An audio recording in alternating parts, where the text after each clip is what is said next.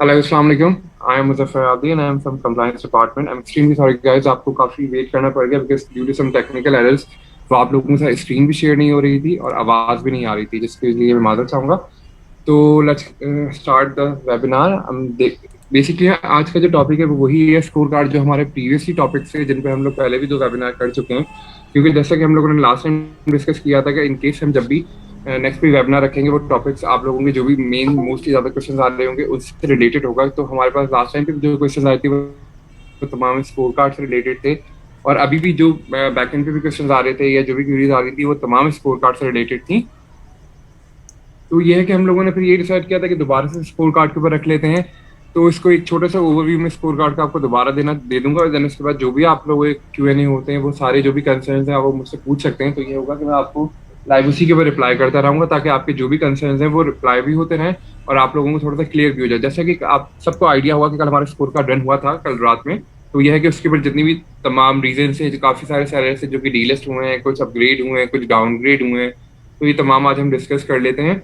तो स्टार्ट करते हैं अपने स्कोर कार्ड से कि आप अपने स्कोर कार्ड के क्या चीज़ें, क्या डू एंड डोंट्स हैं, क्या हमारी मेन KPIs हैं जो कि आपको फॉलो करनी होती है जिससे आपकी परफॉर्मेंस बेहतर हो सके। सबसे पहले बात कर लेते हैं आउट ऑफ स्टॉक रेट की।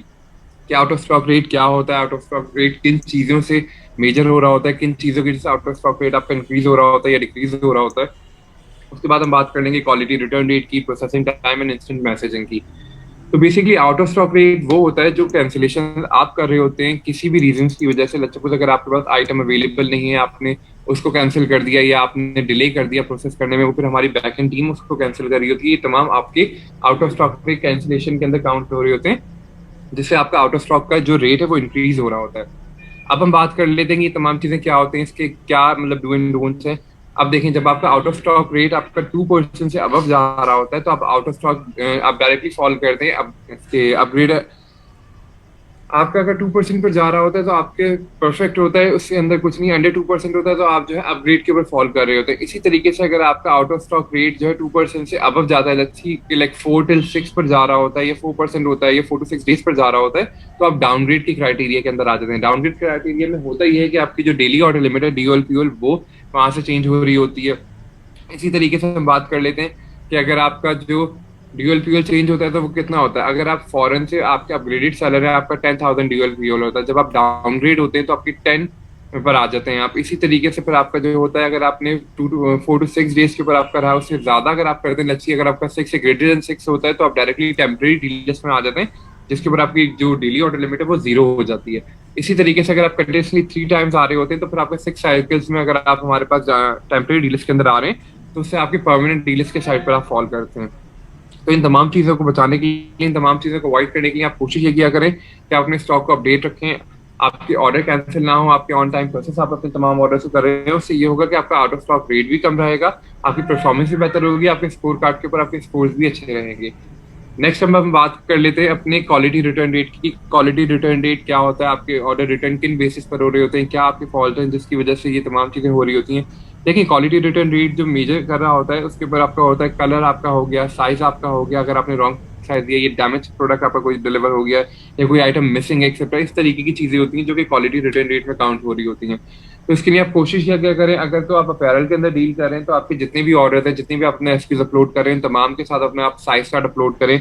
उससे होगा ये कि लेट्स अगर आप कोई रेड कलर में शर्ट ऑर्डर कर रहे हैं या आपके डिफरेंट वेरिएंट्स अवेलेबल हैं तो आप वहां पे तमाम वेरिएंट्स लिखें। आप ऐसा नहीं करें आपने एक शर्ट की पिक्चर लगा दी, आपने इसके अंदर लिख दिया कि मल्टी कलर शर्ट है, आपको रैंडम कोई भी आप डिलीवर ना करें। क्योंकि देखें, आप वहां पे जितनी आप वहां पे उसकी वेरिएशंस क्रिएट करेंगे उतने ज्यादा आपके पास ऑर्डर्स अच्छे आएंगे और आपके रिटर्न का जो रेशियो है वो कम होगा।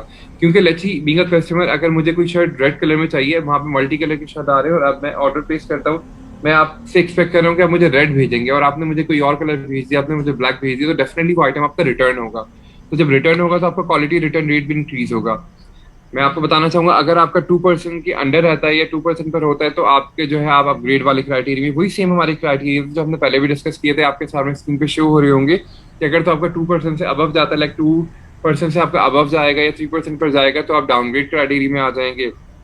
ठीक है, इसी तरीके से अगर आपका 3% से भी अबव जाता है आपके, तो फिर आप टेम्परेरी डीलर्स के अंदर आ जाते हैं। और वही सिनेरियो है आपका, अगर आप कंटिन्यूस टेम्परेरी डीलर्स के अंदर 3 times आते हैं 6 साइकिल्स में, तो आप परमानेंट डीलर्स की तरफ भी जा सकते हैं।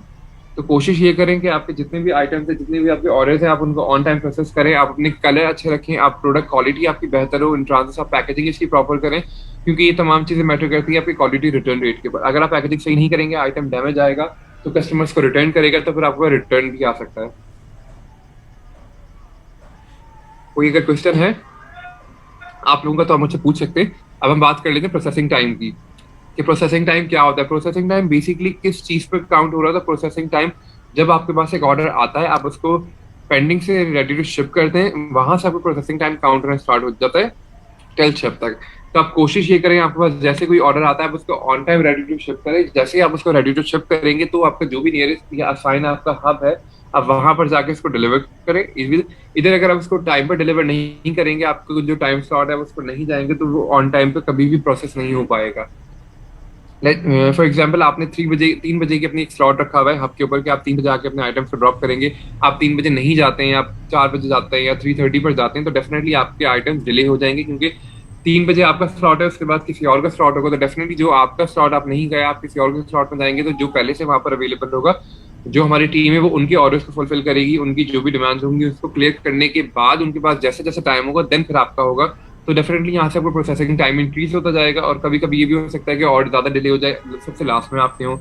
तो कोशिश आप ये करें, जो आपका असाइन टाइम है आप उस असाइन टाइम के ऊपर जाएं, वहां पर अपने पार्सल्स को ड्रॉप करें, ताकि आप किसी किस्म की डिले का सामना ना कर सके। अगर तो आपको पता है कि वीकेंड के ऊपर आपके ऑर्डर्स आ रहे हैं, तो आप वीकेंड पे जो भी आपके, अगर आपके नियरेस्ट हब है, जो हब की टाइमिंग अगर वीकेंड की जो है, आप उनको फॉलो करें और वहां पर जाके प्रोवाइड करें, ताकि किसी भी किस्म का डिले आप फेस ना करें। प्रोसेसिंग टाइम में भी यही होता है, अगर आपके 2 डेज के अंदर है तो आप अपग्रेड क्राइटेरिया में रहते हैं। 2 डेज से अब आपका होता है, लेट्स सी 4 to 6 डेज पर जाता है, ग्रेटर देन 6 पर आ जाता है, तो आप उसके अंदर डाउनग्रेड क्राइटेरिया में आते हैं। और अगर 6 डेज से भी ज्यादा आपका जाता है, तो फिर आप उसके टेम्परेरी डीलर्स के अंदर फॉल करते हैं। तो आप कोशिश ये किया करें कि आप अपने जो आपका परसेंटेज है वो 2 डेज ही रहे, 2 डेज से कम रहे तो ज्यादा बेहतर है, क्योंकि इससे फिर आप अपग्रेड क्राइटेरिया पर आएंगे, और आप अपग्रेड पर होंगे तो आपकी जो डेली ऑर्डर लिमिट और पेंडिंग ऑर्डर लिमिट है वो भी 10,000 पर होगी। तो दैट मीन्स कि आपको ऑर्डर बहुत अच्छी वॉल्यूम में आना स्टार्ट हो जाएंगे। अब हम बात कर लेते हैं आई एम रिस्पॉन्स रेट की, इंस्टेंट मैसेजिंग की। जो भी कस्टमर, ये जो भी आपसे कोई क्वेश्चन करता है या कुछ पूछ रहा है कस्टमर आपको, आप उसका ऑन टाइम रिस्पॉन्ड करें, प्रॉपर पॉजिटिव वे में रिस्पॉन्स करें। आप उससे कोई बदतमीजी ना करें, ना कोई हार्श वर्ड्स यूज करें। अगर कोई कस्टमर एक ही चीज को बार बार भी पूछ रहा है, तो आप उसको बार बार बताएं, क्योंकि देखिए कस्टमर जो है एक फिजिकली आइटम को नहीं देख रहा है, वो सिर्फ आपके पास स्क्रीन पे वो आइटम को देख रहा है। वो चाहता है कि मैं प्रॉपरली इस चीज को चेक कर लूँ, इसकी इन्फॉर्मेशन ले लूँ कि क्या आइटम है जो मैं ऑर्डर करना चाह रहा हूँ, ताकि मुझे किसी किस्म का कोई प्रॉब्लम ना हो और मैं रिटर्न के इशू से बच सकूँ। जैसे आप चाहते हैं कि आपके पास रिटर्न ना आए, ऐसे ही कस्टमर भी चाहते हैं कि उनके ज्यादा से ज्यादा आइटम्स अच्छे रहे और उनको रिटर्न करने की नौबत ही ना आए। तो कोशिश आप ये करें, जो भी अगर आईएम के ऊपर कोई कस्टमर आपसे कुछ पूछता है, आप उसको प्रॉपर्ली इन्फॉर्मेशन प्रोवाइड करें। आप अगर ऑन टाइम रिस्पॉन्ड करेंगे, आपका 80% से अबव होगा, विच इज वेरी गुड। अगर आपका 60% से लेस जाएगा, तो फिर आप डाउनग्रेड क्राइटेरिया में फॉल करेंगे। तो कोशिश ये होती है कि अगर आप डाउनग्रेड क्राइटेरिया फॉलो करेंगे, इससे आपका स्कोर कार्ड भी खराब होगा, आपका कस्टमर एक्सपीरियंस भी खराब होगा, कस्टमर भी आप लूज करना स्टार्ट हो जाएंगे। तो दैट्स बेटर कि आप ऑन टाइम रिस्पॉन्ड करें, पॉजिटिव वे में रिस्पॉन्स करें, ताकि आपकी सेल्स इंक्रीज हो और आपके पास कस्टमर मतलब टू दैट पॉइंट उनको उनके रिक्वायरमेंट आंसर्स मिलते रहे, ताकि उनके लिए भी इजी हो बाइंग करना।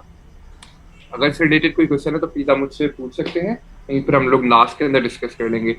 अब हम बात कर लेते हैं डेली ऑर्डर लिमिट की and pending order limit. Daily order limit and pending order limit क्या होती है, इनके क्या बेसिकली इनका काम है। What is daily order limit? Daily order limit वो होती है जिसके अंदर आपके पास नंबर ऑफ ऑर्डर्स आपके आ रहे होते हैं, जो आप रिसीव कर रहे होते हैं एक दिन के अंदर। और पेंडिंग ऑर्डर लिमिट वो होती है नंबर ऑफ पेंडिंग ऑर्डर जो आपके पास पूरे दिन में आए, जो आपको प्रोसेस करने हैं।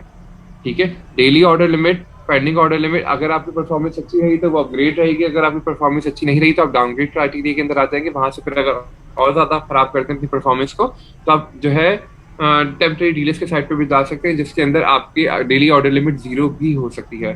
तो आप कोशिश ये किया करें कि आपकी परफॉर्मेंस बेहतर से बेहतर रहे, ताकि आपकी जो डेली ऑर्डर लिमिट आप उसको आप अपने सेलर अकाउंट का अपग्रेड करके उसे अनलिमिटेड पर ले जाए। अनलिमिटेड मीन्स कि 10,000 आपकी हो जाएगी। तो ये होगा कि आपके लिए भी बेहतर रहेगा, आपकी सेल्स अच्छी होगी, आपके ऑर्डर्स अच्छे आएंगे।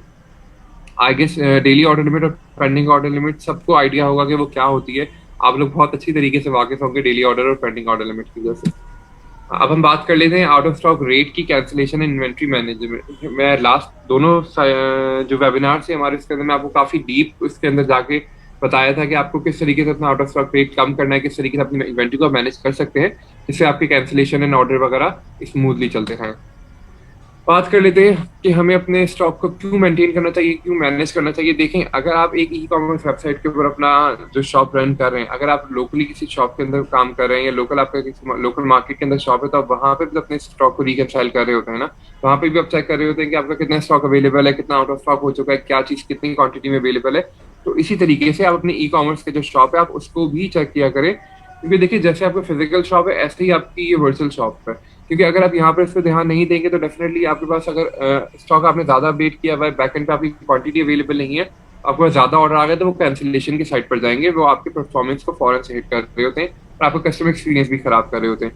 तो कोशिश आप ये किया करें, आप अपने वीकली बेसिस के ऊपर या डेली बेसिस पे एक रन थ्रू कर लिया करें अपने स्टॉक का, कि आपका क्या स्पेसिफिक आइटम है, जो कि नंबर ऑफ काउंट आपका ज्यादा लिखा हुआ है यहाँ पे वेबसाइट पे, और आपके फिजिकली आइटम कम है या फिजिकली आइटम ज्यादा है यहाँ पे आपने नंबर ऑफ काउंट कम रखा हुआ है। तो दोनों सिनेरियोज आप चेक कर लिया करें। अगर तो आपका स्टॉक ज्यादा है तो आप स्टॉक वहां पर अपडेट कर दें, स्टॉक कम है आपके पास तो वहां से भी स्टॉक रिमूव कर दें। तो इसके साथ साथ मैं आपको एक छोटी सी जो है सजेशन देना चाहूंगा। लेट्स सी, अगर आपके पास आप एक शॉप ऑनलाइन भी रन कर रहे हैं और आपकी फिजिकली भी कोई शॉप है और सेम स्टॉक आप दोनों जगह पर सेल कर रहे हैं, तो आपके पास आप दोनों स्टॉक को अलग अलग इंडिविजुअल करने। लेट्स सी 5 आप दराज पे ऑनलाइन के लिए रखें, 5 अपने आप लोकल मार्केट के लिए रखें। जो 5 आपने दराज के लिए स्टॉक को रिजर्व किया उसमें से आप 4 का स्टॉक अपडेट करें चेक करने के बाद। क्योंकि देखें, आपको नहीं पता, आपने 5 का ऑर्डर कर दिया, 5 के आपके पास ऑर्डर आ गए, इन केस अगर कोई आइटम आपका डैमेज हो जाता है तो आप ऑन टाइम फुलफिल नहीं कर सके, तो वो कैंसिलेशन में जाएगा और वो कैंसिलेशन हिट करेगा। तो इट्स बेटर कि आपकी कैंसिलेशन हिट हो। आपके पास अगर 5 आइटम अवेलेबल है, आप 4 को अपलोड करें, एक अपने पास बैकएंड पर रखें। जैसे ही वो 4 के ऑर्डर आ जाए तो आप उसको अपडेट कर दें। क्योंकि ये होगा कि इनकेस अगर आपके पास 4 ऑर्डर आ गए, उसमें से एक कोई डैमेज होता है, तो आपके पास इस पे के अंदर एक आइटम होगा बैकएंड पे, बैकअप में, तो आप वो वाला आइटम उस पर करके अपने ऑर्डर को फुलफिल कर सकते हैं। इस तरीके से ये होगा कि आपकी कैंसिलेशन भी बचेगी, आपके ऑर्डर भी ऑन टाइम फुलफिल हो रहे होंगे। अब हम बात कर लेते हैं स्टॉक मैनेजमेंट की। स्टॉक आपको किस तरीके से मैनेज करना है, उसके स्टॉक मैनेज करने से क्या आपको इम्प्रूव करेगा, आपकी परफॉर्मेंस का ओवरऑल कन्वर्जेशन रेट आपका कितना होगा। उससे होता ही है कि जैसे जैसे मैंने अभी आपको बताया अपने स्टॉक आप अपडेट कर रहे होते हैं, इस तरीके से आपके ऑर्डर फ्लो भी इंक्रीज हो रहा होता है। क्योंकि देखें, आपके अगर लेट्स सी आपने 5 आइटम डाले थे, 5 ऑर्डर आ गए चले गए, तो आपका आइटम वहां से रिमूव नहीं होगा, आपका आइटम पे आउट ऑफ स्टॉक लिखा हुआ आ रहा होगा। अगर तो कस्टमर को किसी को कोई आइटम पसंद आता है, वो उस पर जब बाय नाउ के लिए क्लिक करेगा तो बाय नाउ पे नहीं होगा, वो एड टू कार्ट का option, sorry, add to wish list का ऑप्शन आ रहा होगा, तो वहां से आप नहीं कर सकते। तो कोशिश ये किया करेंगे आपके जितना स्टॉक अवेलेबल है तो उसका स्टॉक अपडेट रखें। अगर तो नहीं है तो उस प्रोडक्ट को टेम्परेरी, जब तक स्टॉक आपके पास अवेलेबल नहीं है, आप उसको ऑफलाइन कर दें। टेम्परेरी आप अपने पास से उसको बंद कर दें प्रोडक्ट को, जैसे ही आपका स्टॉक अवेलेबल हो आप उसको लाइव कर दें। क्योंकि अगर आप स्टॉक लाइव नहीं करते हैं, वो आउट ऑफ स्टॉक पे जा रहा होगा, तो कस्टमर से डिसार्ट होता है कि लेकिन मैं कोई चीज बाय करने के लिए आया हूँ, मुझे मिल नहीं रहा है, वो आउट ऑफ स्टॉक है, पता नहीं कब आएगा। फिर वो डेफिनेटली आपसे क्वेश्चन करेगा आईएम के ऊपर आके कि प्रोडक्ट्स मुझे कब मिल सकते हैं, कब अवेलेबल होंगे। आप उसका ऑन टाइम अगर रिस्पॉन्ड नहीं कर सके किसी भी वजूहत की वजह से, तो फिर ये होगा कि कस्टमर आप लूज कर जाएंगे। तो कोशिश ये करें कि अपने स्टॉक को प्रॉपर्ली मैनेज करके रखें, अपने स्टॉक को अपडेट रखें। और इनकेस अगर कोई ऐसा आपके कोई क्वेश्चन आ जाता है, आपको पता है कि आपका स्टॉक अवेलेबल है, विद इन 12 या 48 आवर्स में आ रहा है, तो जब तक आप टेम्परेरी तौर पे अपने पास अपने एसक्यू को ऑफ कर दें, जैसे स्टॉक अपडेट करें उसको लाइव कर दें, तो ये होगा कि आपकी सेल्स भी अच्छी होगी। इसके बाद हम बात कर लेते हैं फुलफिलमेंट की, आप किस तरीके से अपने ऑर्डर्स को फुलफिल कर सकते हैं। देखिए, सबसे मेन इंपॉर्टेंट चीज होती है पैकेजिंग। आपको अपनी पैकेजिंग को किस तरीके से बेहतर करना है, क्योंकि जब आप एक प्रोडक्ट को पैक करके भेज रहे होते हैं, इनकेस अगर आप पैकेजिंग प्रॉपर नहीं रखेंगे तो वो इन ट्रांसिट भी डैमेज हो सकता है, जिससे आपकी सेल्स के ऊपर भी इफेक्ट पड़ेगा, आपके ऑर्डर्स पे भी इफेक्ट पड़ेगा, और फिर वो कैंसिलेशन साइड पर भी ज्यादा होगा। कैंसिलेशन डेफिनेटली, अगर किसी प्रोडक्ट की कैंसिलेशन हो रही होती है तो उससे कस्टमर बहुत ज्यादा अनहैप्पी होता है और वो डायरेक्टली इफेक्ट करता है आपकी सेल्स के ऊपर या आपकी रेटिंग्स के ऊपर। तो कोशिश ये किया करें अपने स्टॉक को मैनेज रखें, अपनी पैकेजिंग को प्रॉपर रखें, ताकि इन ट्रांजिट कोई आइटम डैमेज ना हो। अगर आप किसी लिक्विड आइटम में डील कर रहे हैं तो लिक्विड आइटम को उसके अकॉर्डिंग पैक करके भेजें। आप इसकी वीडियोस तमाम हमारे जो जितने भी कोर्सेज हैं, वीडियोस हैं, दराज यूनिवर्सिटी पर अवेलेबल हैं पैकेजिंग की, आप वहां से भी देख सकते हैं कि आपने लिक्विड आइटम को किस तरीके से पैक करना है या फ्रजाइल आइटम को आपने किस तरीके से पैक करना है, ताकि आपके लिए काफी ईजी हो सके। कोई अगर क्वेश्चन है तो प्लीज आप लोग रेज कर सकते हैं, ताकि फिर इसके या तो एंड ऑफ दिस सेशन हम लोग कर लेंगे, या फिर बीच से अगर आप पूछना चाहें तो बीच से भी पूछ सकते हैं। अब हम बात कर लेते हैं next, cancellation rate and out of stock का। कैंसिलेशन रेट आप अगर अपना चेक करना चाहें तो आपके सेलर सेंटर पर जाके आपके डैशबोर्ड आ रहा होता है, वहां से भी आप चेक कर सकते हैं अपना कैंसिलेशन रेट। कैंसिलेशन रेट आप किस तरीके से अपना वो कैलकुलेट कर सकते हैं। देखिए, परसेंटेज के अंदर आ रहा होता है, स्टैंडर्ड स्कोर है 2%। अगर जो आपका 2% के अंदर है तो विच इज वेरी गुड। अगर आपका 2% से अबव जाता है, लाइक 4 to 6% पर आ रहा होता है, तो आप डाउनग्रेड क्राइटेरिया में आ जाते हैं।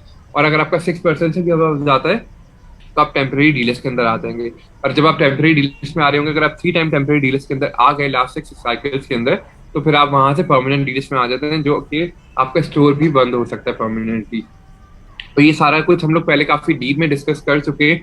तो इससे अगर फिर भी कोई कंसर्न है आप लोगों का, या कोई चीज ऐसी है जो आपको समझ ना आई हो या आप पूछना चाहते हैं, तो आप वो पूछ सकते हैं, ताकि फिर हम इसको आगे क्वेश्चन आंसर में ज्यादा टाइम रखेंगे, ताकि आप लोगों के जो भी क्वेश्चन हो वो फिर इसको मैं जो है रिस्पॉन्ड कर सकूं।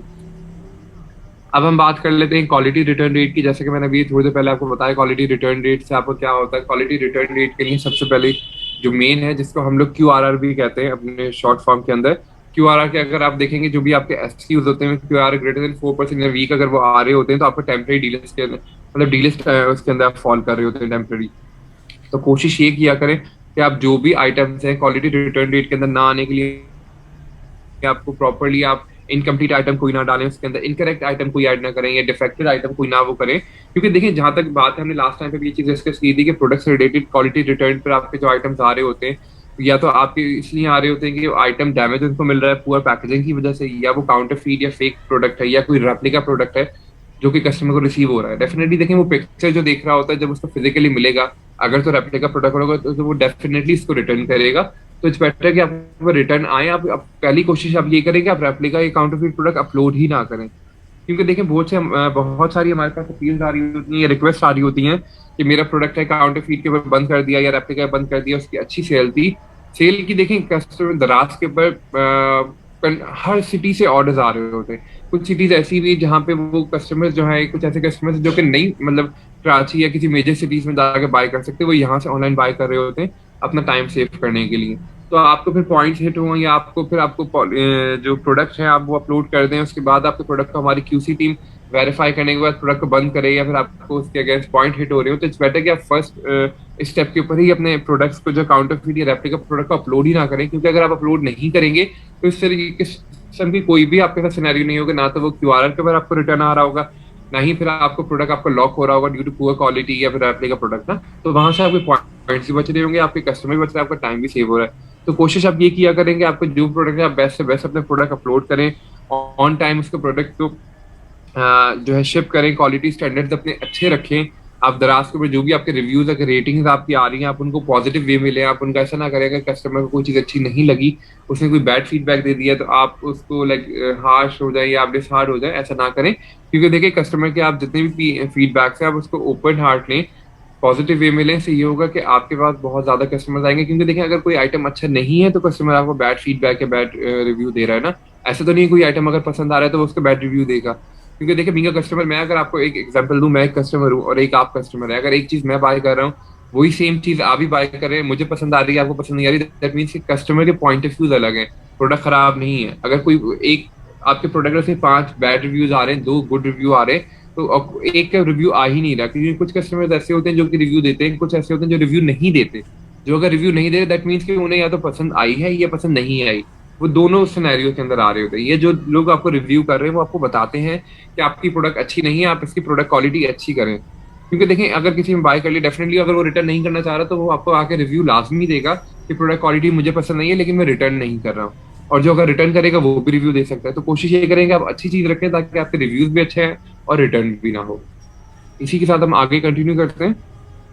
हमारा जो है नेक्स्ट, हम डिस्कस कर लेते हैं how to prevent products being return, कि हम इसको रिटर्न से किस तरीके से बचा सकते हैं। जैसे कि मैंने आपको अभी बताया था कि रिटर्न के लिए आपको क्या क्या चीजें फॉलो करनी चाहिए। इसी तरीके से आप इंश्योर कर लें कि प्रोडक्ट क्वालिटी आपकी अच्छी हो।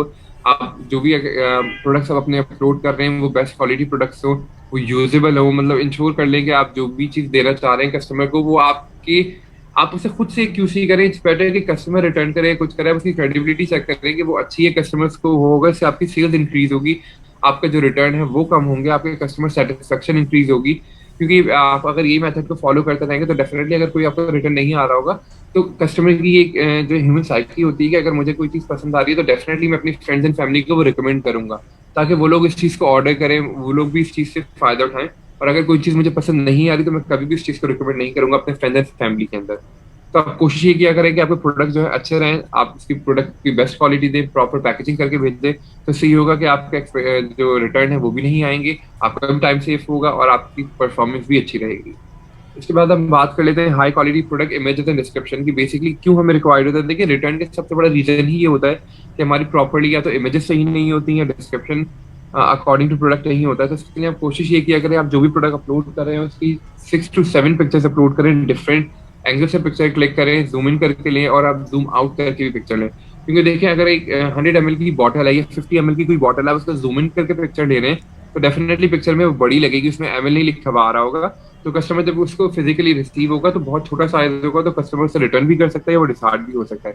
तो इसके लिए कोशिश ये करें कि जो डिस्क्रिप्शन आप प्रोवाइड करें उसके अंदर वो चीज क्लियरली मेंशन करें कि जो लिक्विड आइटम है, जो भी आपका आइटम है, वो 100 ml है, 10 ml है या 50 ml है, जितना एमएल है। क्योंकि देखिए, पढ़ने से उसका एक आइडिया हो जाएगा जी, ये पिक्चर में बड़ा नजर आ रहा है, ताकि इसलिए कि आप उसको क्लियरली देख सकें वो क्या आइटम है। एमएल इसलिए लिखा जाता है कि ताकि आपका जो भी लिक्विड फॉर्म है वो आपको पता हो कि इसके अंदर मुझे इतना एमएल मिलेगा। या तो अगर आप कोई इसके अंदर फोन के अंदर कोई अपलोड कर रहे हैं, इलेक्ट्रॉनिक आइटम कुछ अपलोड कर रहे हैं, तो उसकी प्रॉपर्ली डिस्क्रिप्शन मेंशन करेंगे, उसके क्या क्या फीचर्स हैं, उसके अंदर क्या क्या बेनिफिट्स है, या क्या उसके डू एंड डोंट्स हैं, या किस तरीके से उसकी प्रोडक्ट क्वालिटी कैसे है, वो हाउ टू यूज है, मतलब व्हाट इन अ बॉक्स आप उसके अंदर लिखना लाजमी लिखें कि इसके अंदर इसको क्या क्या रिसीव हो रहा है, लाइक चार्जर है, हैंड्स फ्री है, या जो भी कुछ इसके साथ आ रहा है प्रोडक्ट के साथ, वो आप चीजें तमाम मेंशन करें। इसके बाद हम बात कर लेते हैं अपनी वेरिएंट्स की, कि अगर आप अपैरल के अंदर डील करें तो उसके डिफरेंट, अगर आपके वहाँ पर वेरिएंट अवेलेबल है तो आप उसके वेरिएंट्स वहाँ पे मेंशन करें, वहाँ पे उसके डिफरेंट कलर्स की वेरिएंट आप बनाएं। उसके साथ साथ अगर आपकी देखें, जो आप अगर कोई ऐसा आइटम अपलोड करें जिसके अंदर उसके लिखा हुआ है कि उसके अंदर इंग्रेडिएंट्स क्या है, तो आप वो चीज़ वहाँ पर लिखें। क्योंकि ताकि इससे ये होता है कि हर चीज़ कस्टमर को आइडिया हो, तो उससे आपका रिटर्न का रेट जो है बहुत ज़्यादा डिक्रीज हो जाएगा। कोशिश ये करें कि पुअर क्वालिटी इमेजेस ना अपलोड करें, पिक्चर्स अच्छी अपलोड करें, 6 to 7 पिक्चर्स अपलोड करें, हाई रेजोल्यूशन इमेजेस हों ताकि कस्टमर को देखने में भी इजी हो। ऐसा ना हो कि क्रॉप इमेजेस हों या फिर उसका लाइक पिक्सल जो है हट रहे हो, इस तरीके की इमेजेस होती है तो क्लियर नहीं हो पाता कि प्रोडक्ट के अंदर क्या है, मतलब वो क्या करना चाह रहा है। अपैरल के अंदर मेन जो फोकस आप करें अपने साइज चार्ट को रखें। अगर आप शू में डील कर रहे हैं या अगर आप अपैरल के अंदर डील कर रहे हैं, तो उसके अंदर साइज चार्ट अपना accurate proper size chart mention करें। ऐसा ना करें आप किसी का भी साइज चार्ट गूगल से लेकर या किसी और ब्रांड का आप अपलोड कर दें, उससे आप ही का नुकसान है। क्योंकि देखें, कस्टमर ऑर्डर कर देगा साइज चार्ट के अकॉर्डिंग, अगर तो वो उसको नहीं साइड फिट हुआ या कुछ इशू होता है तो डेफिनेटली वो रिटर्न आएगा। तो कस्टमर का कोई नुकसान नहीं है, रिटर्न आने में आपका नुकसान है कि आपको रिटर्न का वो हिट हो रहा होगा। उसके बाद हम बात कर लेते हैं कि आपका जो प्रोडक्ट है कि रिटर्न किस तरीके से कस्टमर सर्विसेज आप कैसे उनको प्रोवाइड कर सकते हैं एक्सीलेंट अपनी।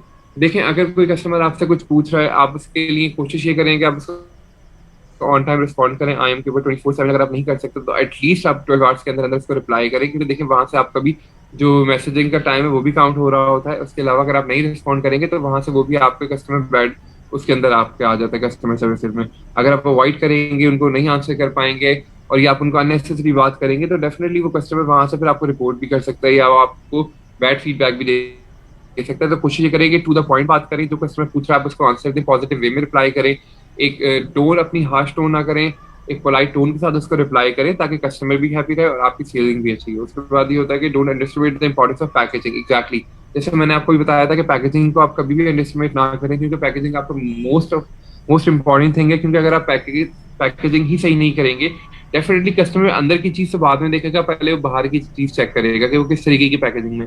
अगर तो पैकेजिंग ही डैमेज जा रही है तो डेफिनेटली कस्टमर उसको डोर स्टेप पे ही रिजेक्ट कर देगा कि जब ऊपर से पैकेजिंग डैमेज है या ऊपर से कुछ शेक हो रहा है तो डेफिनेटली अंदर जो प्रोडक्ट होगा वो टूटा हुआ होगा, इस तरीके से कुछ होगा। तो ये आप ही के लिए नुकसानदेह है, कस्टमर का कुछ नहीं होगा। कस्टमर का एक्सपीरियंस खराब हो रहा है, लेकिन आपका टाइम भी जाया हो रहा है, आपके प्रोडक्ट की रेटिंग भी खराब हो रही है, ऊपर से फिर आपकी परफॉर्मेंस भी खराब हो रही है। तो कोशिश ये करें कि आप अपने प्रोडक्ट को प्रॉपरली पैक करके भेजें। लिक्विड आइटम है तो उनको प्रॉपर पैक करें। अगर आपका कोई ग्लास आइटम है या आपके कुछ लाइक ब्रेकेबल आइटम्स हैं, फ्रेजाइल आइटम्स हैं, तो उनका बबल रैप करके प्रॉपरली पैक करें। और पैकेजिंग की वीडियोज एंड गाइडलाइंस हमारी दरहाद यूनिवर्सिटी पर अवेलेबल है, कोर्सेज अवेलेबल है, आप वहां पर जाके विजिट करें, उसको चेक करें ताकि किसी किस्म का कोई प्रॉब्लम आपको फेस ना करना पड़े। साइज चार्ट की भी हम लोगों ने बात कर ली। कस्टमर फीडबैक का मैं आपको बताना चाहूंगा। कस्टमर फीडबैक को जैसे मैंने अभी कहा था, पॉजिटिव वे में लें, बिल्कुल आप ओपन रखें अपने आप को। जैसे ही कस्टमर जो भी फीडबैक दे रहे हैं, गुड और बैड, तो उसके ऊपर आपको कोई मतलब उसको आप हमेशा थैंक्स करें, उसको थैंक्स मतलब एक पोलाइट टोन के अंदर रिप्लाई करें, ताकि ये ना हो कि अगर कस्टमर ने कोई आपको बैड फीडबैक दे दिया है तो आप भी उसके साथ बैड मतलब कोई हार्श हो रहे हैं, इस तरीके से करेंगे तो डेफिनेटली ये एक प्रोफेशनलिज्म नहीं है, इससे आपको ही बैड जो है रेटिंग्स मिलेंगी, क्योंकि कस्टमर्स के बाद आपको बैड रेट भी कर सकता है, ये रेटिंग दोबारा कस्टमर नहीं भी आ सकता आपके पास क्योंकि आपके बिहेवियर की वजह से। अगर तो कस्टमर को आइटम सही नहीं मिला, आप उसको अपोलोजाइज कर देंगे, तो देखते हैं अपोलोजाइज करने से कुछ नहीं होता है। एक छोटी सी, अब अगर उसको सॉरी कर देंगे, बोल देंगे सर हम कोशिश करेंगे अपनी परफॉर्मेंस को और बेहतर करने की, अपनी प्रोडक्ट क्वालिटी को, नेक्स्ट टाइम ऐसा कुछ नहीं होगा, तो डेफिनेटली वो कस्टमर वापस आपके पास लाजमी आएगा चेक करने के लिए कि भाई प्रोडक्ट क्वालिटी आपकी बेहतर हुई या नहीं हुई। अगर तो उसने बैड फीडबैक दिया और आगे से आपने थोड़ी हार्श होकर से कोई रिप्लाई कर दिया, तो डेफिनेटली वो कभी भी आपके पास वापस नहीं आएगा। तो इन तमाम चीज़ों को आप मद्देनजर रखते हुए इन चीज़ों को आगे लेके चले, ताकि ये होगा कि आपके फीडबैक भी जा रहा है, आप कस्टमर से ओपनली फीडबैक ले रहे हैं। कस्टमर अगर आपको बैड फीडबैक दे रहा है तो आप उसको भी एक्सेप्ट करें, गुड दे रहा है आप उसको भी एक्सेप्ट करें, ठीक है। अप्रिशिएट करें कस्टमर को कि वो आपको बैड और गुड फीडबैक दे रहा है, उससे अपनी प्रोडक्ट क्वालिटी को बेहतर करें ताकि। अब हम बात कर लेते हैं ऑर्डर प्रोसेसिंग टाइम की। ऑर्डर प्रोसेसिंग टाइम क्या होता है, किन चीज़ों से काउंट हो रहा होता है। देखें, जैसे कि मैंने अभी आपको बताया, ऑर्डर प्रोसेसिंग के लिए आपके पास जो भी आइटम्स आ रहे होते हैं, आप उसको प्रॉपर्ली पैक करें, पैक करके जो भी आपका साइन है वहाँ पे डिलीवर करें, ताकि इस ऑन टाइम उसको आरटीएस करें, पैकेजिंग अच्छी रखें, ऑन टाइम प्रोसेस पे जो भी गिवन टाइम है वहाँ पर जाके अपने सेलेक्टेड हब्स के ऊपर जो भी आपका सेलेक्टेड प्लेस है वहाँ पर जाके आप ड्रॉप करें, ताकि आपके प्रोडक्ट के जो ऑर्डर है ऑन टाइम प्रोसेस हो सकें। ये सब चीज़ें पहले भी डिस्कस कर चुके हैं एक डीप उस कन्वर्सेशन में लास्ट टाइम जो हमारी हुई थी। तो इसके लिए एक छोटी सी चीज़ मैं और बताना चाहूँगा, जैसे कि अभी आपको पता है कि वीकेंड आ रहा है, तो आपके जो भी ऑर्डर्स है आप उसको ऑन टाइम प्रोसेस कर दें। आप जैसे आज सैटरडे है, आपको पता है कि संडे को हब्स बंद होते हैं, तो आपके सैटरडे में शाम तक जितने भी ऑर्डर आ रहे हैं कोशिश करें अपने ऑर्डर्स का वो फुलफिल कर दें ताकि वो डिले ना हो। इसके बाद हम बात कर लेते हैं ऑर्डर फुलफिलमेंट टाइमलाइंस की, टाइमलाइंस क्या होती हैं, किस तरीके से रन कर रहा होता है कस्टमर के, किस तरीके से आप वो चीज़ें देख रहे होते हैं। तो इसके लिए आप कोशिश ये करें कि आपके जो भी ऑर्डर्स हैं आपने उसको ऑन टाइम आरटीएस कर दिया, आरटीएस करने के बाद आपने पेंडिंग से उसको पैक कर लिया। पैक करके जब आप देने के लिए जा रहे हैं, तो फिर वहां पर अब ये होगा कि जब आप ऑन टाइम लेकर जाएंगे ना, तो वहां पे ऑन टाइम ही आपका प्रोडक्ट जो है आके वो मूव हो जाएगा। ऐसा नहीं होगा कि इसमें डिले हो रहा है। तो उसके लिए आपका जो टाइम है, टाइम के अंदर आपका स्टैंडर्ड जो टाइम है वो 2 डेज है। आप अगर 2 डेज से अबव जाते हैं, लाइक 4 to 6 पर जाते हैं, तो आप डाउनग्रेड क्राइटेरिया में आ जाते हैं। और अगर टेम्प्रेरी लिस्ट में जाते हैं तो वहां से फिर आप टेम्प्रेरी लिस्ट में आ जाएंगे। अगर आपका 6% पे जाता है या अबव 6% होता है, और वही साइकिल है, 3 टाइम्स आप टेम्प्रेरी लिस्ट होंगे, उसके बाद अगर आप फिर 6 साइकिल्स के अंदर, तो वो फिर आप परमानेंट डीलर साइड पर आ जाएंगे। तो कोशिश ये किया करें कि आप परमानेंट साइड पर ना आए, आप अपने टाइम को ऑन टाइम रखें, प्रोसेसिंग टाइम को बेहतर बना के रखें, ताकि किसी किस्म का कोई इशू ना हो और ऑन टाइम आप शिप करते रहें अपने प्रोडक्ट्स को। इसके बाद हम देख लेते हैं how to avoid delay in order processing की। भी वही बात है जो अभी हम लोगों ने डिस्कस किया कि अपनी इन्वेंट्री को मैनेज करें, मैनेज करने के बाद पैकेजिंग मटेरियल अपना बेस्ट रखें, अपने पैकेजिंग मटेरियल को आप प्रिपेयर रखें, कैंपेन्स के लिए अपने आप को प्रिपेयर रखें, ताकि आपका कोई इशू ना हो सके। इसके बाद हम बात कर लेते हैं इंस्टेंट मैसेजिंग की रिस्पांस रेट का। आपका इंस्टेंट मैसेजिंग का जो रिस्पांस रेट है आपको वो प्रॉपर रखना है, अपने ऑन टाइम रिस्पॉन्स करना है। आपका 80% होना चाहिए। 80% से कम अगर आपका होगा तो आप 60% होता तो आप डाउनग्रेड क्राइटेरिया में आ जाएंगे। और इसका भी वही, इसकी एक छोटी सी एग्जाम्पल ये है कि लेट्स सपोज अगर आपका 10:15 के ऊपर एक मैसेज आया है, आपने नेक्स्ट डे फ्राइडे को 10:15 से पहले पहले उसको रिप्लाई करें। दैट मीन्स कि आपके जो आवर्स का है ना, लाइक 12 to 24 आवर्स, उसके अंदर अंदर आपको रिप्लाई करना होता है, ताकि आपका रिस्पांस रेट भी खराब ना हो। इसी तरीके से की ग्राफ है, मैं आपको दिखाना चाहूंगा आई एम रिस्पांस रेट की कैलकुलेशन हमारी किस तरीके से होती है। कि लेट्स सपोज आपको थर्सडे को एक मैसेज आया, आपने उसको रिप्लाई नहीं किया, फ्राइडे को आया आपने रिप्लाई कर दिया, सैटरडे को 2 आया आपने रिप्लाई कर दिया, संडे को 5 आया आपने 4 का रिप्लाई कर दिया, मंडे को कुछ नहीं आया, ट्यूसडे को कुछ नहीं आया, वेडनेसडे को 3 आया आपने 2 कर दिए। तो ये सारे कुछ मर्ज होने के बाद आपको परसेंटेज वहां से आ रही होती है। तो कोशिश ये किया करें कि आपके जितने मैसेज, इंस्टेंट मैसेजिंग को रिप्लाई आपके आ रहे हैं, आप उनको ऑन टाइम रिस्पॉन्ड करते रहें, ताकि ये होगा कि आपको किसी किस्म की कोई प्रॉब्लम फेस ना करनी पड़े। अब आप लोगों के जो भी अगर कोई क्वेश्चन है तो आप लोगों से पूछ सकते हैं, वरना जो भी आपके इश्यूज होते हैं हमारी दराज यूनिवर्सिटी पे भी विजिट कर सकते हैं, वहां से भी आप जाके चेक कर सकते हैं।